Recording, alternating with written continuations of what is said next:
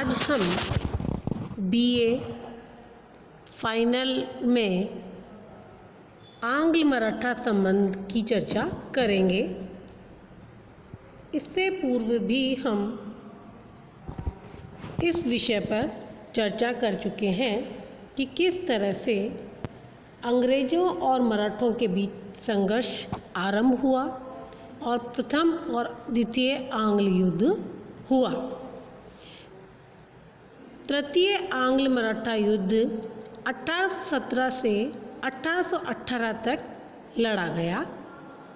दूसरे अंग्रेज मराठा युद्ध के परिणाम से न तो किसी मराठा सरदार को संतोष हुआ न पेशवा को। उन सबको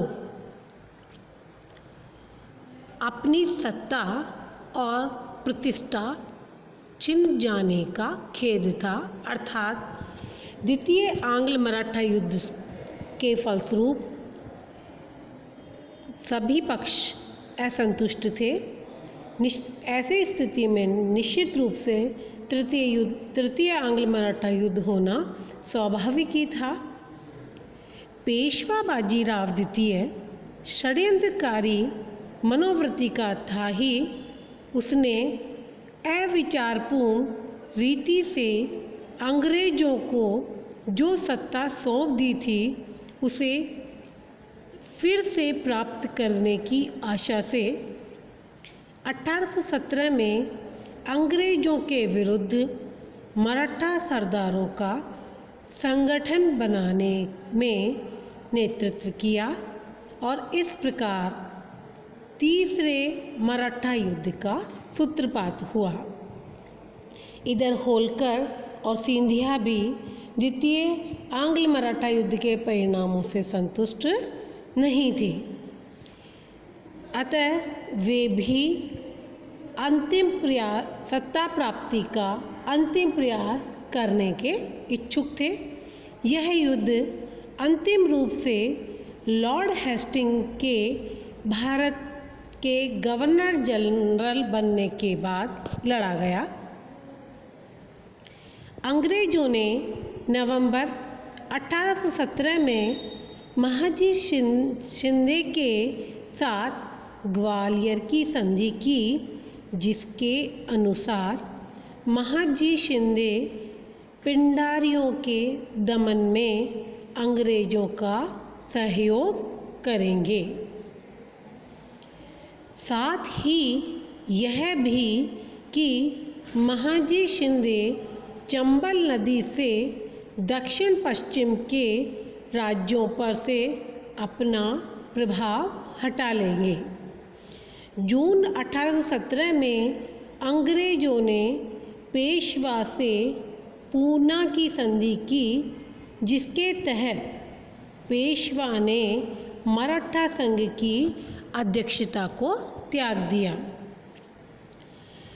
इन संधियों के पहले ही संपन्न हुई मई 1816 ईस्वी की नागपुर की संधि को भोंसले ने स्वीकार कर लिया। कालांतर में संधि का उल्लंघन करते हुए पेशवा, भोंसले एवं होलकर ने अंग्रेज़ों के विरुद्ध युद्ध की घोषणा की। परिणाम स्वरूप किरकी में पेशवा, सीताबर्डी में भोंसले एवं महिदपुर में होलकर की सेनाओं को अंग्रेज़ों की सेना ने बुरी तरह पराजित किया। इन संघर्षों के बाद मराठों की सैन्य शक्ति अब पूरी तरह से समाप्त हो गई। जनवरी 1818 ईस्वी में होलकर ने अंग्रेज़ों से मंदसौर की संधि की, जिसके अनुसार उसने राजपूत राजाओं पर से अपने अधिकार वापस ले लिए। इस तरह से कुल मिलाकर के पेशवा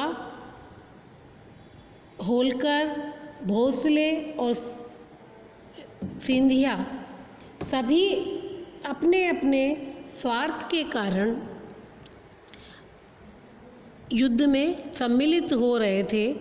अगर वे सब पूरे मन से एकजुट होकर के अंग्रेज़ों का सामना करते तो संभवतः भारत का इतिहास कुछ और होता, लेकिन देशभक्ति या देश के राष्ट्रीयता की स्वाभिमान के बजाय उन्होंने व्यक्तिगत स्वार्थों पर अधिक बल दिया, जिसका परिणाम यह हुआ कि अंग्रेज़ों ने एक एक करके उनको हराना शुरू किया।